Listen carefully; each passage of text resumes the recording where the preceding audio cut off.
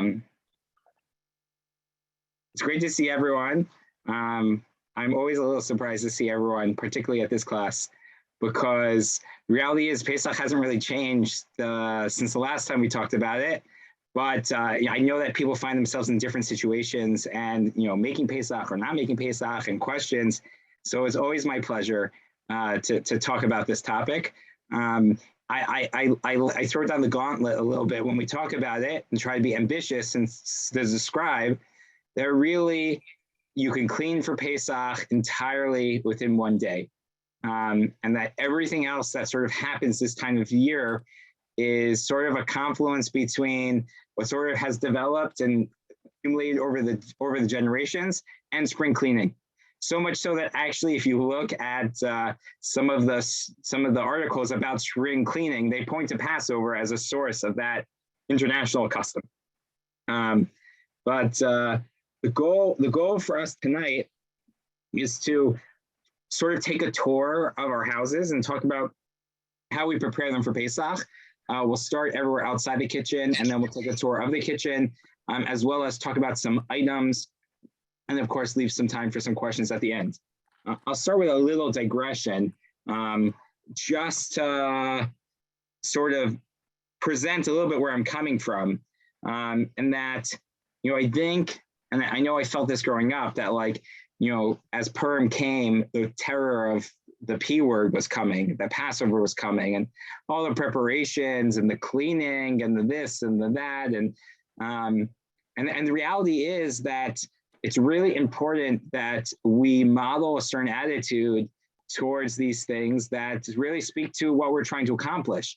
If we spend our entire month preparing for Passover, or now the next 3 weeks preparing for Passover, and we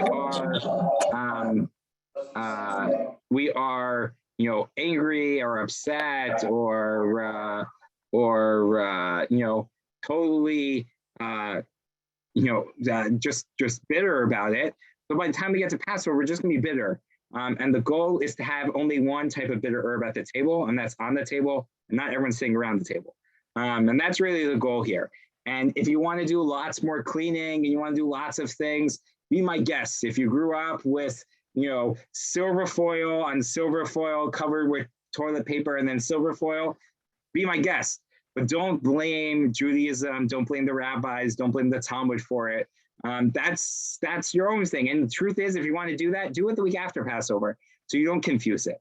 And there's something really special about preparing for Passover with that sort of more intentional mindset that doesn't grind to our bones. We released the Passover guide today that we sent out, and I'll put the link in the chat. In the letter that I wrote for the introduction, I sort of talked about how there's an idea in Judaism, ein kedusha bli hachana, that there's no holiness without preparation. And that's really true when it comes to Passover, but it's the right type of preparation that we need, not the type that we, we'll talk about it as we get a little bit more practical, but I have my rules of Passover that I joke about. If your Passover cleaning involves a toothbrush and scrubbing grout in your floor, that's not Passover cleaning. And that will not lead to the type of preparation that will be conducive to a spiritual and uplifting, a joyous, a redemptive, and meaningful Passover. That will lead to you getting to the finish line of Passover, feeling totally washed out, probably way too many bruises on your hands. Right? That's not what we want, and that's really the goal of what we are discussing tonight, and sort of trying to put that a little bit in perspective. Someone tells me that this is what they do for Passover and it makes their Passover meaningful. I don't mean to take away from that. I just want to say what we do, what we have to do, and what we don't have to do, so that we can all be appropriate. And the truth is that this is part of getting into the mindset about Passover. And this will be my last of my sort of introductory and homiletic remarks. But the idea of searching and cleaning and destroying the Hamitz is not just about the leaven substance in our diet. There's an idea behind leaven and Hamitz in our lives. The Talmud describes that leaven is the part of our beings that sort of accumulates, either because we let it sort of rise within us It's the clutter in our lives, the things we're addicted to. Hamitz is also describing sort of the inflated ego-ness of our lives. Not that we're bad people, but as humans, it sort of accumulates. And every year we have this point where we're not just cleaning out the chametz in our cabinets, but the chametz in our hearts and in our souls. And there's sort of an intentionality of that spiritual cleaning that we undergo on Passover. It's akin to Yom Kippur. It is part of that process. And it's important for us to think about that as we go through this chametz search in our physical lives, that it's a model for in our spiritual lives. And the Talmud describes that the rabbis would pray every day, God, Almighty God, we want to serve you, but what can we do? There's the Isa, the leaven in our bread, right, in ourselves, right? That there's a certain part, and this is the part where we have the opportunity to sort of take that apart. So that's enough for the homiletics now. Let's get to the brass tacks. And let's talk a little bit about Passover and cleaning for Passover. I wanted to start with some resources. These are your best friends. I'm always here to help, but I will tell you 9 times out of 10, when I get a question about Passover, I'm going to check these places first. So if you need a quick answer, I'll give you the tricks of the trade and you can have it. Number 1, there are unbelievable guides that are available. There is the Young Israel guide that we put out, which will be printed and you can pick up from the shul this Shabbat, which is right over here, which is 33 pages packed with information for you to prepare for Passover. There's also a wonderful Passover guide that's put together by the CRC. Sorry, my screen sort of cutting it off. Those are available online and in the shul as well, which you can get. And there's also the OU Passover guide, which is great. And if you're looking at the OU Passover guide, I'll give you a little surprise. Look at the OU Passover guide, turn to page 49. You're in for a big smile, but I'm not going to ruin that anymore. Now, these are great resources. You can look at them. There are 1 or 2 places where they might be a little bit different. Go with whatever is most lenient between the two. They're both very reputable organizations. One other incredible resource, which I highly recommend that you add to your smartphone right now, is the CRC app. There's a kosher CRC. It is a great app. It is unbelievable, well done. You can search, it's alphabetical, it has during the year, it has a Passover section. I'm not kidding, 9 times out of 10, when someone calls me from the store and says, is this supervision a reliable supervision?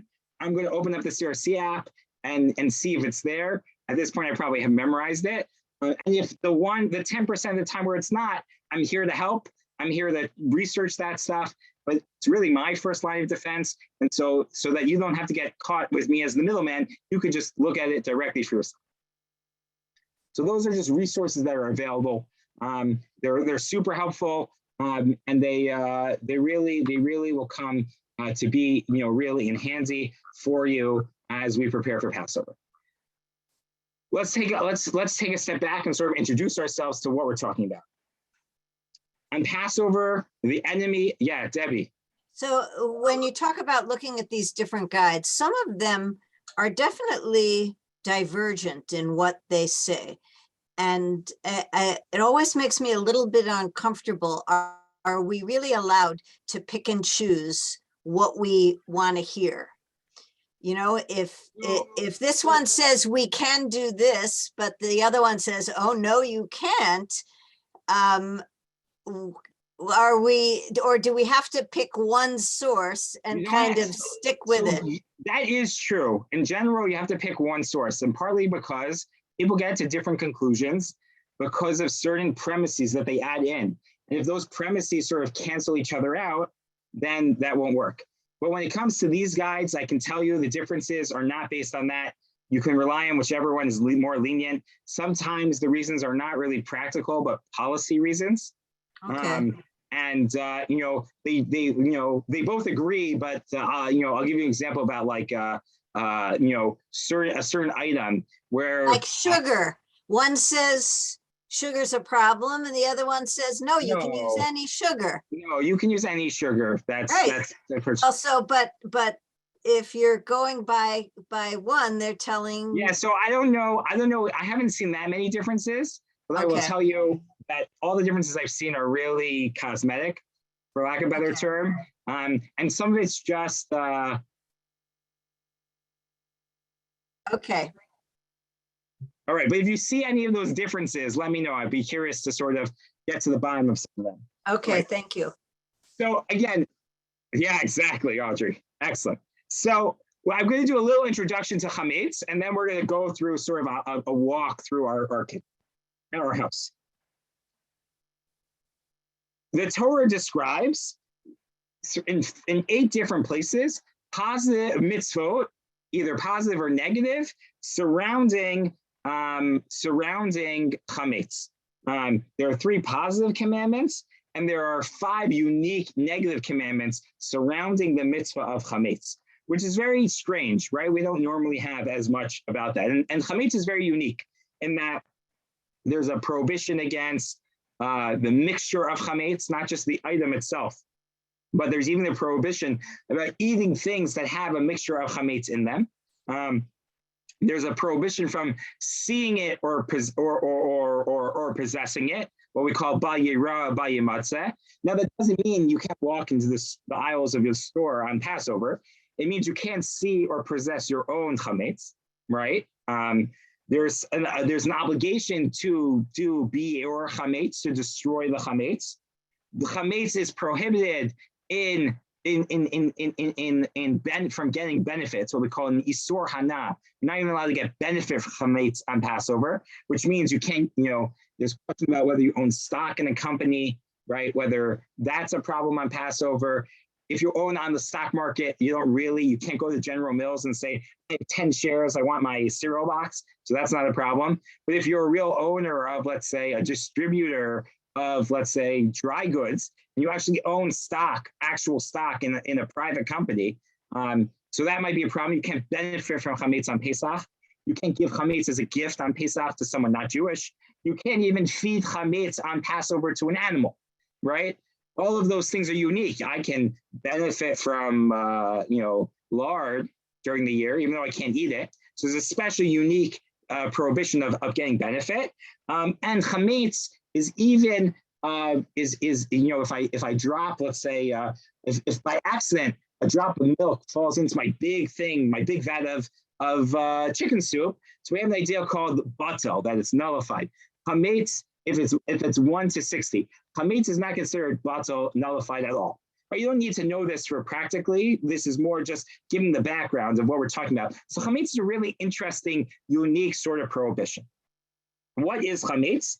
So chametz is one of 5 grains that the rabbis you could make matzah from, but also that that if you leave it in water or heat or salt water or various other things can become leaven, right? So what are those 5 grains? Wheat. Let me make sure I get these: wheat, oats, rye, spelt, and barley. Don't ask me what spelt is, but apparently it is a grain.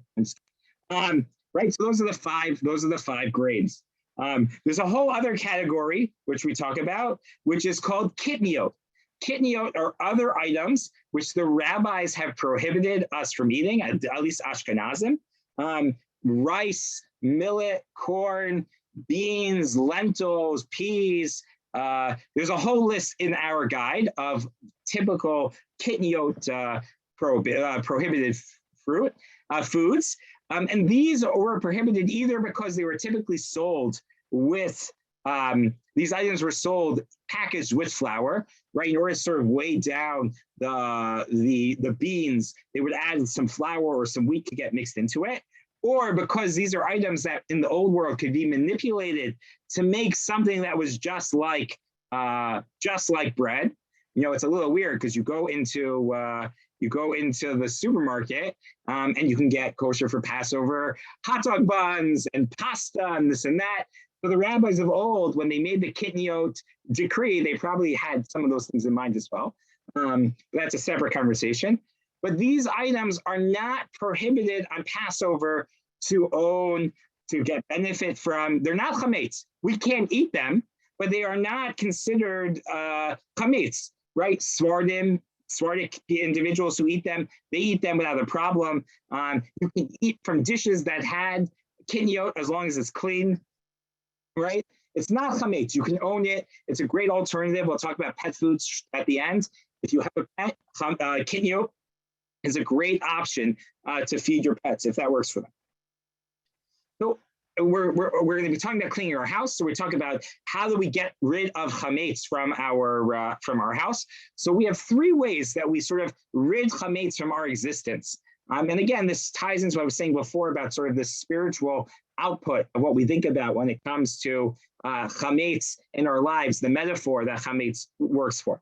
The Talmud says that if I have a room full of chametz and I'm standing in the middle and I want to stand up and make a formal declaration that I am nullifying this chametz, I'm declaring that it's ownerless, that I want to have no relationship with it at all, that I'm done, right? I'm breaking up with it. It's done. It's meaningless to me. So that works on a biblical level.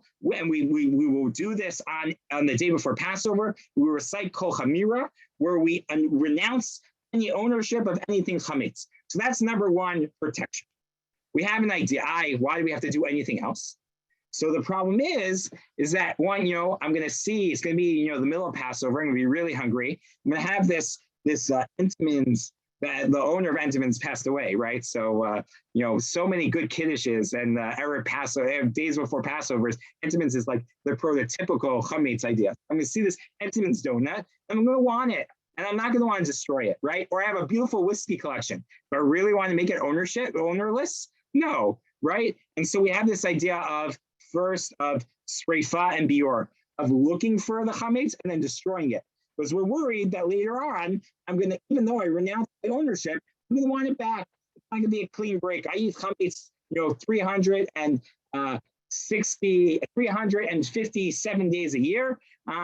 I'm not going to want to give it up for those days. So I'm going to see that chametz, and I'm not going to fully have had in mind to nullify it and renounce my ownership over it. So we not only do we do this bittul, that we nullify it, but we also make sure we seek it out of our house. We clean it out. We'll talk about how we do that, and we burn it on the day before Passover. It's a positive commandment to destroy chametz on the day before Passover. Then why do I even do the bittul, that I nullify it? Why do I have to do the kol chamira? Because maybe I didn't find something, right? Maybe I didn't find something, so I'm sort of covering my lenses, my bases. And then we have the third category, right? I have this wonderful Scotch collection. I don't really, but let's say I did. Let's say I'm allowed first. I have a beautiful Scotch collection, right? I don't want to, number one, get rid of it, and I don't want to, number two, burn it or declare it ownerless so anyone can come. So we have this idea that the rabbis legislate that you can sell it. We do a real sale. You have to fill out a form. You appoint me as your agent to do a sale. I conduct an actual sale according to American and Jewish law on the day before Passover. I get a down payment on it. I'm the largest chametz broker in the area, and I go to someone and we make a calculation and we sell it to him, and it's his. He has total rights to it, and we work out a payment plan. Now, will you get it back at the end of Pesach? Maybe, maybe not. But if past experience is any indication of future experience, it's quite a hefty sum to pay back. And after Passover is over, we sort of renegotiate terms that will forgive the debt and buy back the items from him. And that's sort of how it works. In the back of your packet, again, I put the link in the chat here, but in the back of your packet is this form. Page 33 has this form. And this year on page 32, I wrote an explanation to the form. I'll give you a little preview of it. Do you see the screen I'm sharing? So this is the form, page 33, where you fill it out and you give it back to me. And page 32 is a little bit of an explanation of the different intricacies of the form and how it works. That's a new addition this year. So we talked about three ways that we get rid of the chametz. We nullify it, we burn it, and we clean it out, and we sell it, all ways to make sure that we don't get involved with chametz. Let's talk about cleaning for chametz now. Now, what do we talk about when we talk about chametz? what do I have to do to clean for chametz? And again, we conjure up these images of like standing on a ladder and wiping the dust off your fan blades. So the first rule, and this isn't like Tuvia Brander making it easier in 2022, Nebuch, we're not as, whatever. This is, so I'm quoting from you from the Shulchan Aruch, from the Code of Jewish Law, written by Rabbi Yosef Cairo and Rav Moshe Isserles, the foundation for all of Jewish legal texts to this day, right? You only have to look for chametz in places where you bring chametz to, which means you have to look for chametz in your kitchen, in your this, in your that.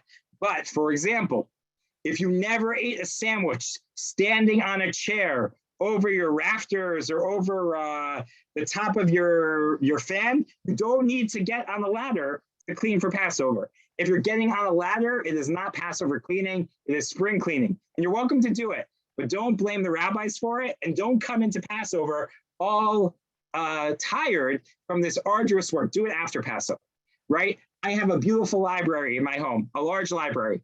I don't eat over every book. I don't even open every book every year. You'll look in some of these guides and they'll tell you have to shake out every book in addition to Passover. You don't have to, right? You don't have to. I never have had a sandwich while getting dressed in the morning. So I don't need to check my sock drawer for chametz, right? I only need to take out all my socks, wipe the drawer down, line the drawer. You don't have to do that. Now, if you have little kids, you have to realize that all bets are sort of off, and anything they can reach, you sort of have to look for. But again, you don't have to, it doesn't mean you have to line the drawers or this or that. Your garage, if you don't have, or you have a storage unit or something like that, if you never brought chametz into a place, right off the bat, you don't need to check those areas for chametz, right? So that's number one. Everyone with me so far? Excellent.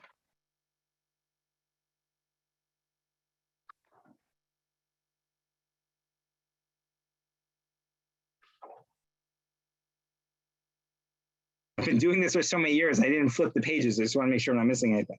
All right. So let's talk a little bit about where else. So that's number one. Number two, places that you won't access on Passover, you don't need to clean for Passover. So let's say you have a refrigerator, an extra fridge or somewhere like that, or entire room that you're closing up for Passover. Your best friend is some blue painter's tape. Just put it over that door, closed for Passover. You've now cleaned an entire room for Passover, right? That means also large appliances, like a toaster, right? I remember when we used to clean for Passover in my house, we used to clean out all the crumbs from the toaster, right? And I imagine my mom just did that because she wanted us to clean the toaster once a year. But it has nothing to do with Passover, right? I'm not using that toaster on Passover. That toaster is for chametz. Put it away, put it in a cabinet. It can have all the crumbs in the world in it. Doesn't matter. If you're not going to see it on Passover, you're not going to use it on Passover, you don't need to clean it.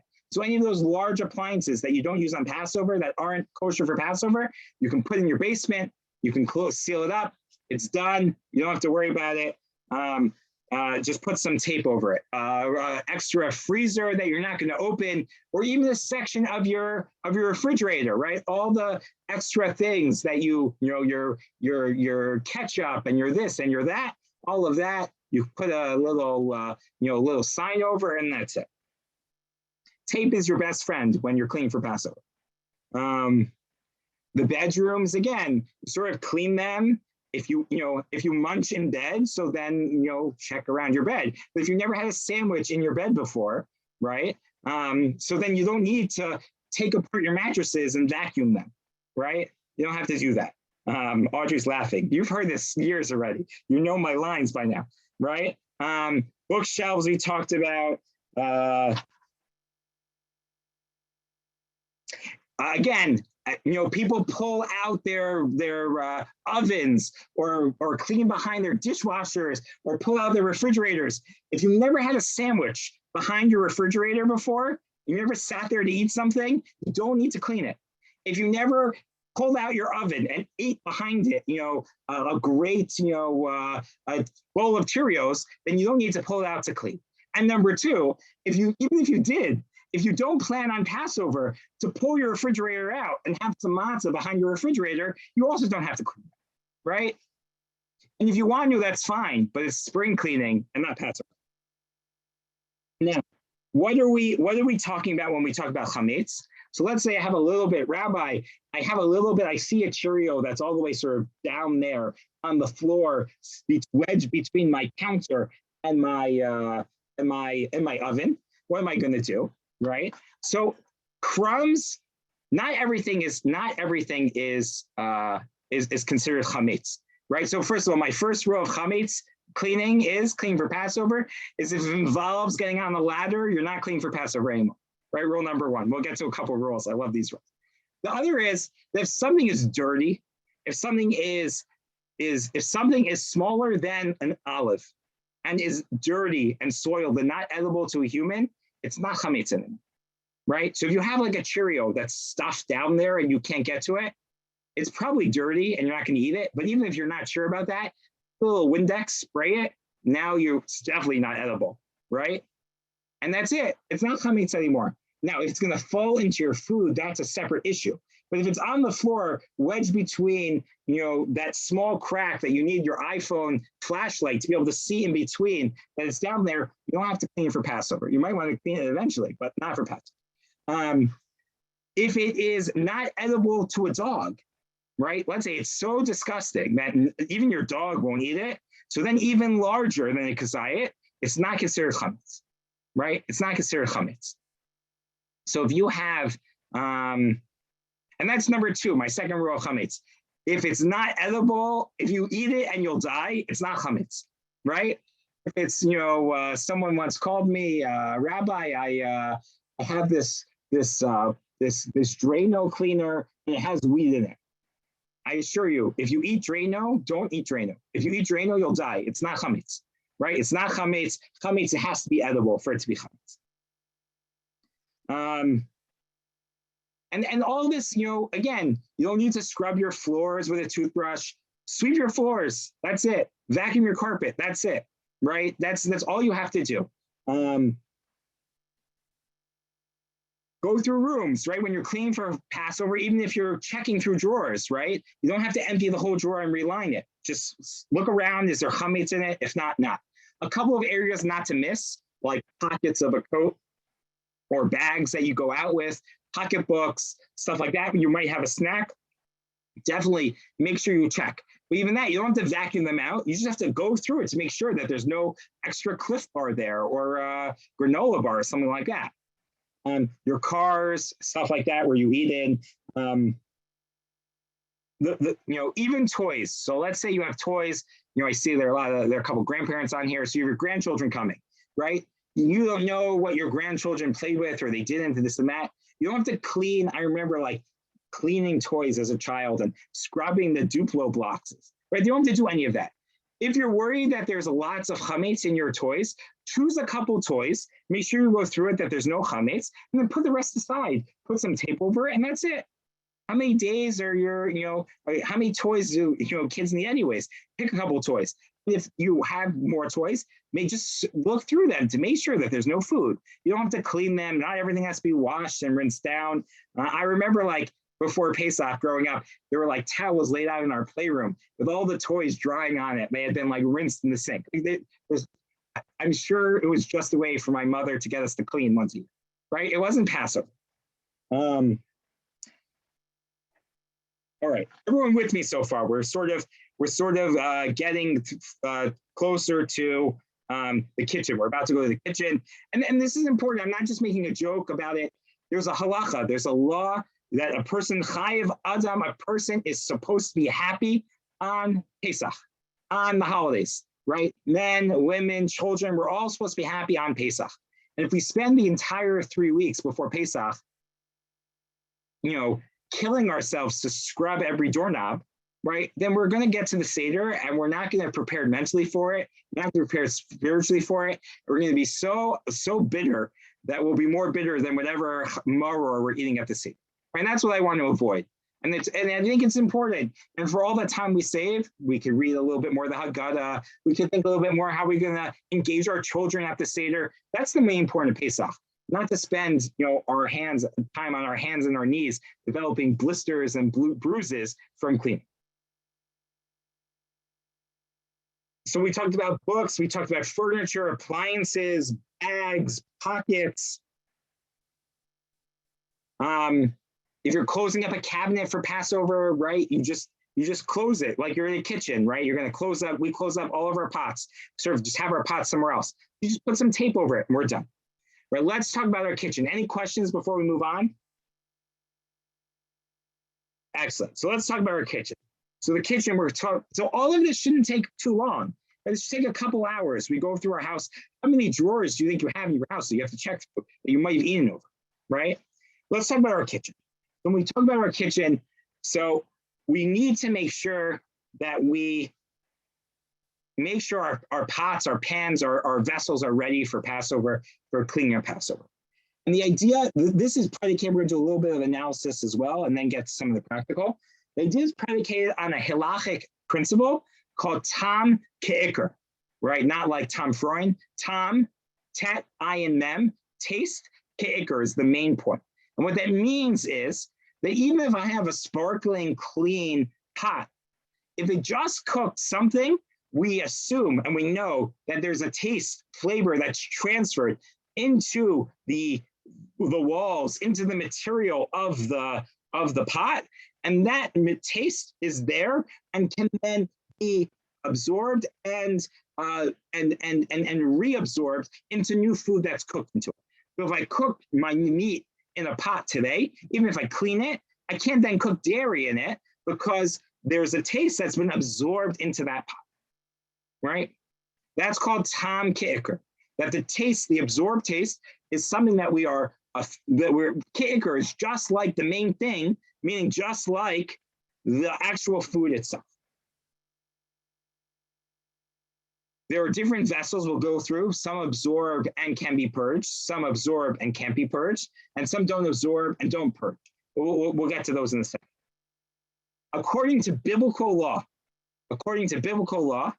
after 24 hours that the taste is absorbed into a pot, it degrades so much that it can no longer be a flavorful, a flavor that can really be transferred into some other food, right? That obviously it's not exactly like a piece of meat. And so the flavor of the meat is absorbed into the walls for the pot for 24 hours. After 24 hours, we assume that that taste has become so weakened that it can no longer be reabsorbed through some other mechanism into some other food, right?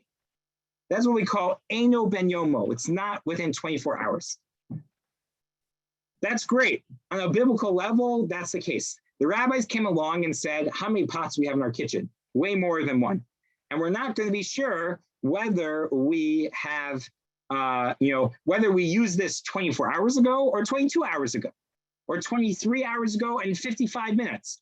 And the difference between that is going to be whether it's a biblical prohibition of, let's say, meat and milk, or Hamitz on Pesach, or not a biblical prohibition.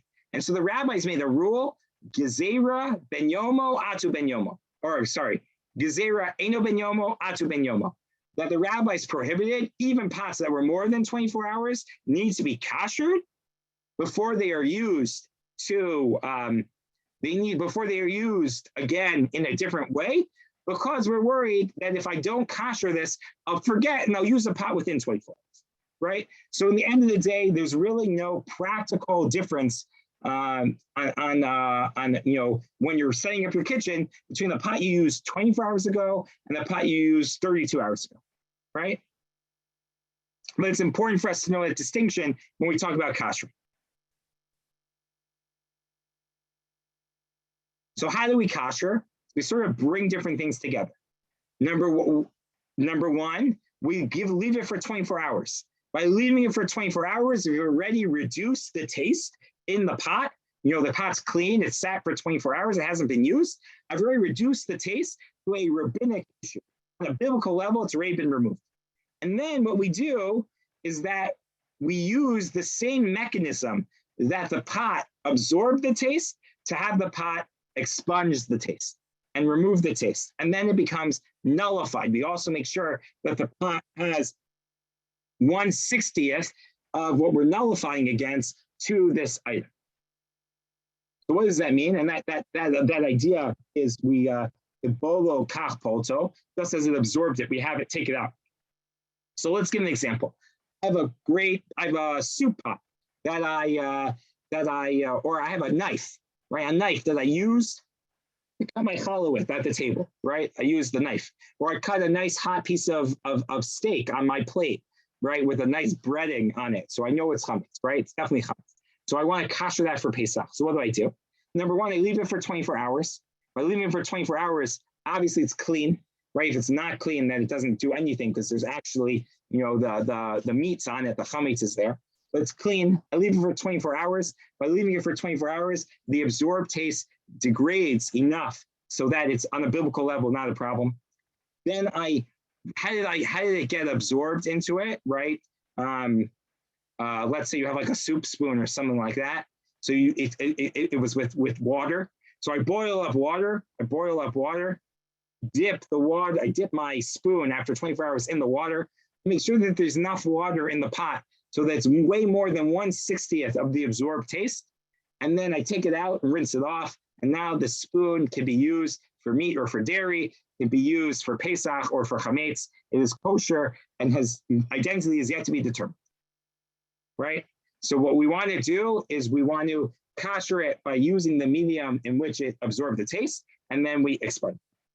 So let's give some examples about what that is. So for like flatware and stuff like that, I don't absorb the taste directly from on a fire. So we use what's called hagala, that we dip it into boiling hot water. How do we do that? You take a pot that hasn't been used for 24 hours, that's been cleaned. Some people have the custom of having a koshering pot, but you don't need a koshering pot. Just take any pot that is clean, that hasn't been used for 24 hours. You fill it with water. You bring it to a rolling boil, what the Talmud calls male ababuot, and it is an onomatopoeia. It is a rolling boil. It raises the bubbles, ababuot, the bubbles, right? It's a beautiful Aramaic or Hebrew onomatopoeia. It sounds like what it is. And you drop the cutlery in. You want to make sure you drop the cutlery in one at a time so that it's fully immersed in the water and it's not touching anything else. Then you take it out, obviously carefully. You want to make sure you use like tongs and gloves and stuff like that. You rinse it off in cold water, and now it's kosher for Pesach, right? By the way, this is written in detail in your guide of how to kosher your kitchen in great detail. That's flatware, right? And that's flatware, that's metalware, depending on different types of items, different materials require different ways to kosher. As we kosher our oven, right? We'll just, I guess, get a tour of our kitchen. So an oven, if it's a self-cleaning oven, instead of this whole thing that we've been talking about, how we absorb the taste and unabsorb the taste, there's another way that you can kosher. If you boil it, if you burn it out at such a high temperature that it burns the flavor right in that place. You don't have to wait 24 hours. Self-cleaning oven, you put it on self-clean, it will get so hot that that's it. That's all you have to do to kosher it. You want to stick like and you don't trust me, take like one of those wooden ladles, whatever those things are called, spoons, mixers, put it in your oven when you put it on self-clean, and it will not be there anymore. It'll be a heap of ash. That's how hot your self-cleaning oven gets. And the reason for that is because your oven, how did the heat get transferred? How did the flavor get transferred in the heat? Not via water, but through the heat exchange. And therefore, that's what you have to do. Let's say you don't have a self-cleaning oven, so you should not use it for 24 hours. Make sure the inside is cleaned really, really well, and then turn it on and to the highest for 1 hour with the racks inside. And then you're done. Obviously, do this in a safe way. My third rule of kashrei is of Pesach cleaning. Number one is if it involves a ladder, it's not clean for Passover. Number two, if you eat it and you'll die, it's not chametz. And number three is if it's dangerous, if it sounds dangerous, it probably is dangerous, don't do it. right? So make sure anything that you do this in a safe way. If you have any questions, call me. I'm happy to talk you through it. I don't want anyone getting burnt. I don't want anyone burning down their house, God forbid, right? Let's make sure we do this always safe. And by the way, on the CRC app and in the OU guide, they give you also ways to kosher things. And I also wrote you a whole way to do it. But basically, for anything that isn't self-clean, what you want to do is not use it for 24 hours. And then if you're boiling hot water, if it's, let's say, your sink or your countertop, depending on what your countertop is, if it's quartz, if it's granite, if it's formica, you can kosher it. What you have to do is you boil up hot water. When it's a rolling boil, you'll take it in the pot that is hot from on the stove, and you carefully pour it over, making sure that the water touches each part of the surface as you're doing it. For those who do, Debbie was on, for those who do Tahara, right? It's not like you're pouring it and splashing everywhere. You gotta roll it over on each spot of the counter on what you're koshering. If it's your sink, you got to clean all the nooks and crannies really well. You have that faucet, you got to make sure you pour it on the faucet. You got to do all the areas that are exposed. You want to make sure that you're pouring that boiling hot water. As a practical tip, what I would do is I either use one of those electronic water heaters that you sort of press down and then it boils, and then you just pour it out of the spout and then keep loading that.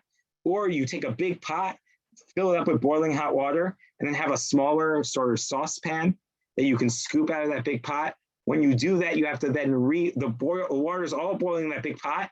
You scoop it from that other pot. You put that other pot back on the fire. So the water becomes a rolling boil in that smaller pot. And then you can easily use that pot to, pour onto your surfaces. However, it absorbs the taste is how you get rid of the taste. So for example, in your microwave did not absorb the taste through water. How does your microwave work?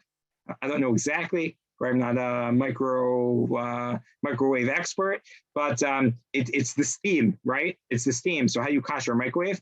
Number one, if you have a glass plate, you take it out. Us Ashkenazim, we don't kosher glass for Pesach. We don't kosher glass for Pesach. So as Ashkenazim, we put a cup of water in, you put it on, make sure it's microwave safe, make sure there's enough water in it. And you put it on until the microwave fills with steam. And then you do it again because you want to kosher every space. You move the glass to another spot, fill it back up with water, and do it again so that the spot where the glass stood the first time can also be kosher with the steam. Then your microwave's good to use for Pesach. And trust me, your microwave can run for 7 days or 8 days. It's not even really 8 days, just like 5 days without the glass plate. Don't worry. And I'll tell you a little, your microwave should live and be well to 120, but often we have to replace the microwaves.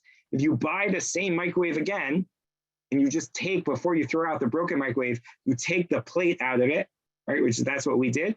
And then when you get the new microwave, just put the old plate in, and that plate that you never used, put it with your Passover stuff and just switch it each year. That's what we did. We bought the same microwave twice, right? And so we just take the microwave plate out and we use what was the old plate, the new plate, as our Passover plate, right?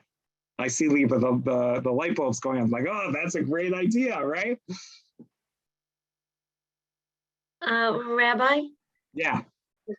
I have a question about the glass, that Sure. you cannot kosher glass for Passover. Explain that, please. So there's a question about this, and we could spend the entire night talking about this, but in general, metal, you can kosher. Earthenware you cannot kosher, right? Earthenware absorbs taste, but it doesn't, you can't purge the taste. So there's a whole question about what glass is. What's glass considered, right? Plastic, you can kosher, right? Is glass more like plastic or is glass more like earthenware, right? In terms of its mechanism, how it's made, sand, high temperature. And so Ashkenazim, Sephardim don't rule this way, but Ashkenazim rule for Pesach, we don't kosher glass, right? So so anything that, let's say a Pyrex dish or something like that, right? Sephardim would use the same clean Pyrex dish for meat and then for milk, right? Just separately, obviously. right? Ashkenazim don't. Right. We are stringent when it comes to glass, particularly around Passover. So anything that you cooked with the glass cannot be kosher. Okay. Cooked with glass cannot be kosher. If you have cold dishes, cold drinkware that you use for only cold, and you never put in the dishwasher, and then you never wash with hot water because it's your fancy stem glassware, so that you can kosher through a process, either through putting them in boiling hot water or in a process called Miloi V'Iroi Gimel Yanim, where you put it in for 3 consecutive days in water, changing the water every 24 hours, right? But that's only for cold glass cups that you never, it came in contact with hot water and chametz. Okay. All right. Rabbi, on the microwave plates, Yeah. what we've done is we cut a really fat piece of from a carton of cardboard into a circle that sits, because the mechanism that that rotates in the microwave, you can't take out. It's in there, so it's hard to put a dish in there with no plate. So we've constructed a piece of clean cardboard that we set on the microwave that goes around and around, and it's put away each Pesach. We use it for Pesach. Excellent idea. All right. Okay. All right, let's just talk about refrigerators for a second, and freezers. There's some places they tell you have to line your refrigerators and your freezers. You don't have to do that. First of all, it'll kill your refrigerator because the airflow won't be great. You don't have to do that, but you do have to clean your refrigerator and then put things back. If you I wouldn't put your Pesach food in boiling hot. I wouldn't ever do that in your refrigerator, and that's what you would do. In terms of dishwashers, so typically we don't kosher dishwashers. They're very complicated to kosher because there's so much food that gets caught in to it. So I really don't recommend koshering dishwashers. You might hear some people that they do like steam. They steam their counters. They don't pour boiling hot water. Unfortunately, in order for that to work, it has to be kosher with water. You have an industrial steamer that comes out the water is so hot and it condenses and it's boiling while it condenses, so that works. But almost none of the steamers that you have in the store do that, and so I don't recommend it. I will share this here, but only to tell you don't do this. It's very, very dangerous. I've heard of people pouring hot water on their counter and then taking a regular hand iron on when it's hot and running it over the water so it boils. That is super dangerous. Don't do that.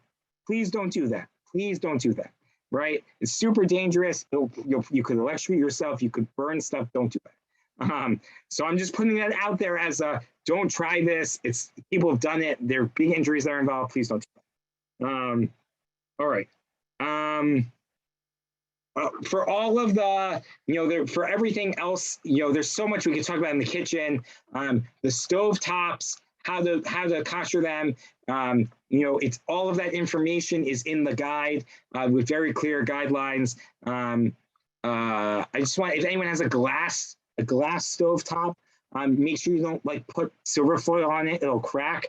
The best way to kosher that is to just kosher the burner area by turning them on high and leaving them for 15-20 minutes until they glow red, and then not resting your pot on the other areas of that glass top because that hasn't been kosher for Passover yet.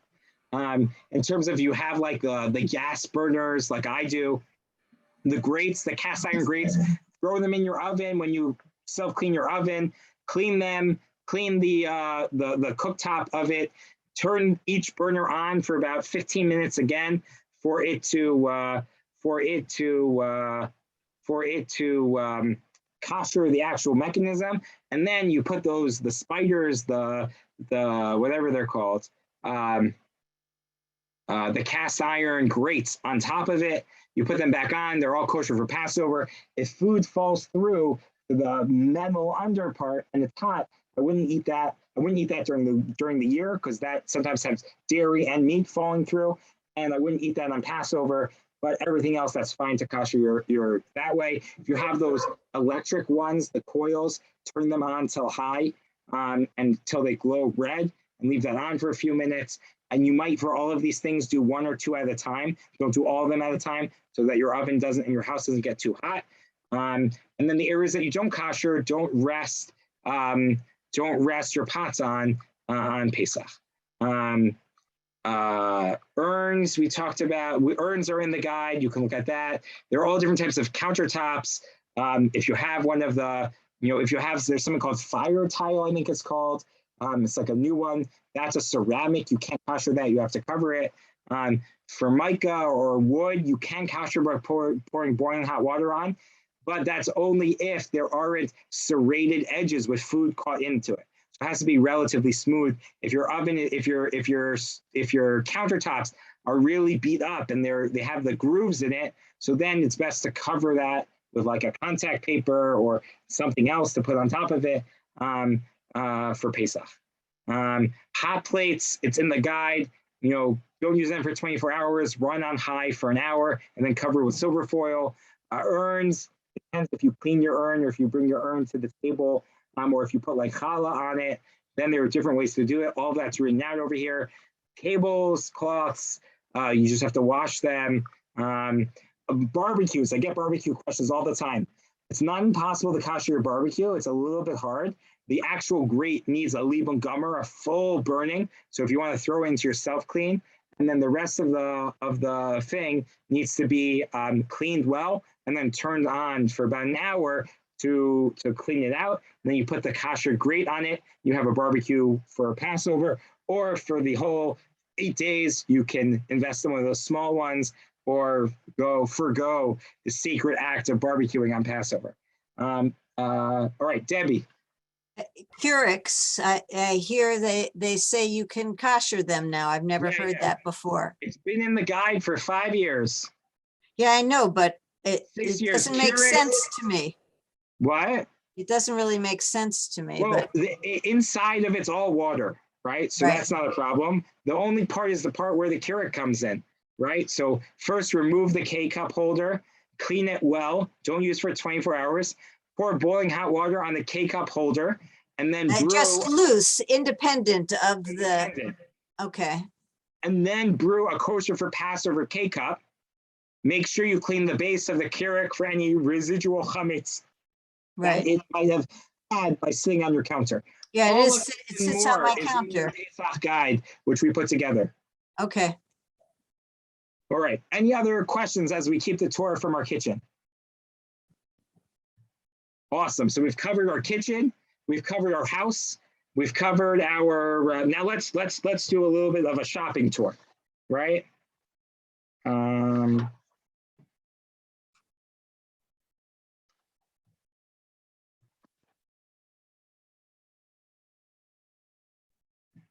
One other thing just to remember is that there's a mitzvah to tovel your kalim, to immerse your new vessels before you use them in the mikvah, right? This has nothing to do with koshering for Passover, right? You only have to do it once you use it. But any new vessel, if it's metal, if it's glass, china does not need to be toveled. All of that can be done at our local mikvah. The number is in the guide, as well as a full list of what to do and how to do it is all in the guide. Let's talk about pets for a second. There are 2 issues when it comes to pet food. Does anyone have pets here?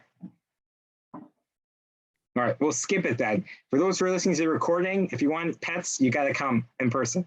All right, let's go on. It's also in the guide. Let's talk a little bit about medicines. So medicines, all pills, whether it has chametz or not, that one swallows is permitted on Pesach, right? So don't worry about it. You swallow it, it's not food. Vitamins or food supplements don't necessarily fall into this category. If you need to take them, speak to me. Don't, and I can try to get some information for you and we can make a plan together. but also don't, if you're taking something that your doctor told you to take, don't stop taking it for Pesach, right? Make sure you talk to your doctor, talk to me. I'm happy to work something out with you. We figure something out.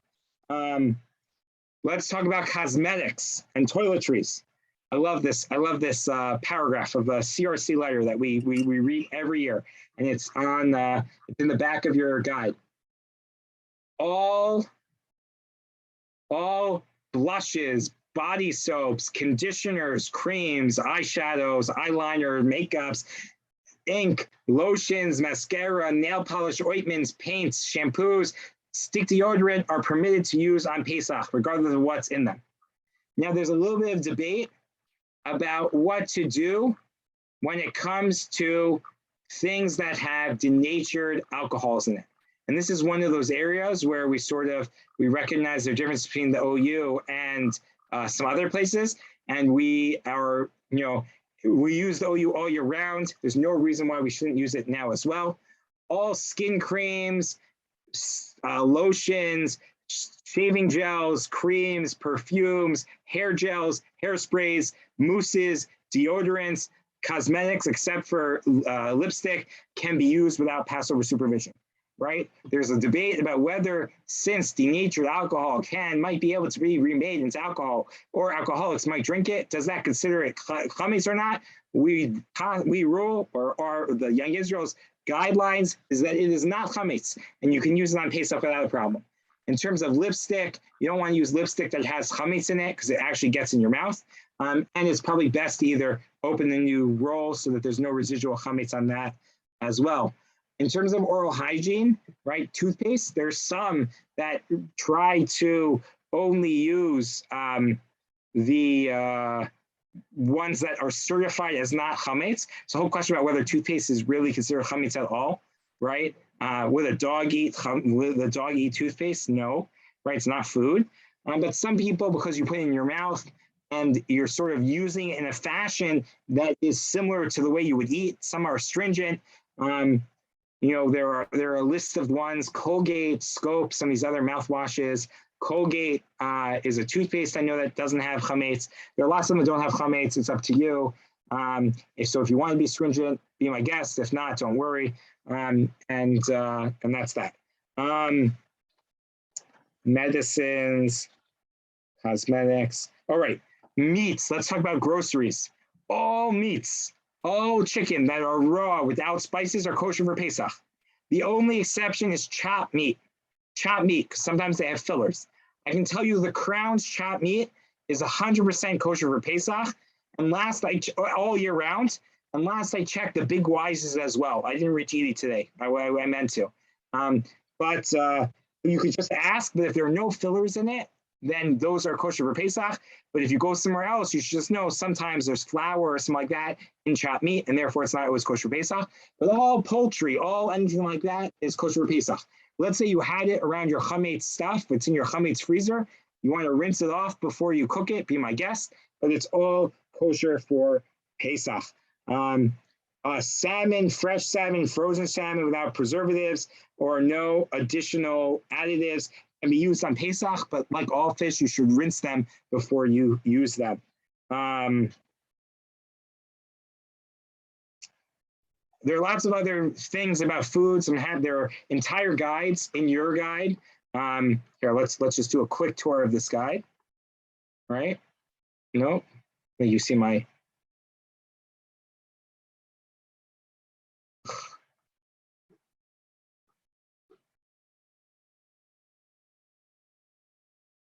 Do you see my, no?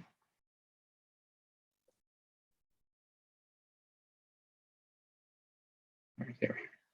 Do you see my screen now? So this is that CRC letter I read to you. This is a great thing that the CRC put together. In it, it has all different, I can make it bigger, has all different items, and it tells you, check, acceptable without kosher Passover certification. Triangle must bear kosher certification. X cannot be acceptable for Passover.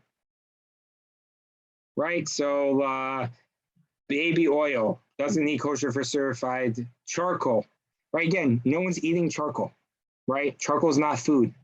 I don't care if it's wheat flavored charcoal. Charcoal is not food. Baking soda, Band-Aids, some of these, they have this other really interesting things. But all of these things are sort of here. You can look through. There's also a guide as to kidney oat, typical kidney oat, which is right over here. All of these things are kidney oat, fennel, peas, poppy seeds, rice vinegar, stuff like that. You can own kidney oat on Pesach. You can feed it to your animals. You just can't eat it on Pesach. All right. One last note: the Seder. So it's just important to note that there unfortunately, or the reality is, you have to start the Seder when it's Pesach. So there's an earliest time that one can start the Seder.